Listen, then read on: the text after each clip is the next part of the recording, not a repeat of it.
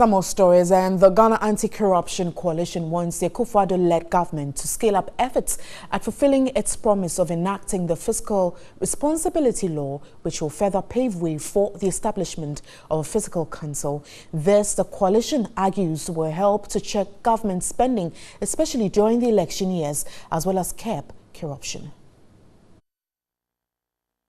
The New Patriotic Party (NPP), while in opposition, made several promises in its 2016 manifesto, and upon coming to office in January 2017, the Akufo-Addo-led government repeated most of these promises and assured Guineans of its commitment to execute them. At a stakeholder forum in Accra, the Ghana Anti-Corruption Coalition (GACC) presented a brief on a project to identify the key commitment and policy propositions of the NPP on fiscal transparency and accountability, and also assess its feasibility. Speakers and participants alike expressed concern about several promises made by the NPP in its 2016 manifesto, which have neither been delivered nor touched at all, though some have been delivered. Dr. Franklin Odro is the head of research and programs at the CDD. If you come to the issue of setting up the fiscal stability council, we haven't seen any action on that. There is no law, there is no bill in Parliament. We haven't even heard any discussion on the part of the government as to when do we expect this to come. And this is very worrying because, as we know, one of the major concerns with our fiscal issues in Ghana is the tendency to overspend during election year.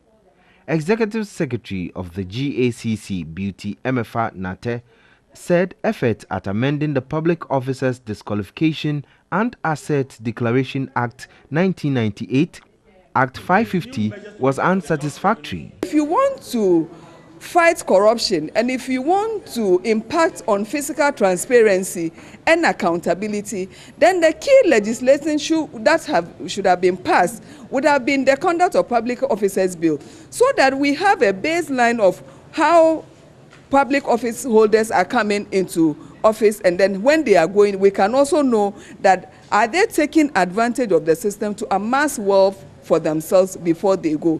Anti-corruption crusader and consultant for the project, Vitus Azim, said government is yet to prove its commitment to the fight against corruption. They haven't done it yet.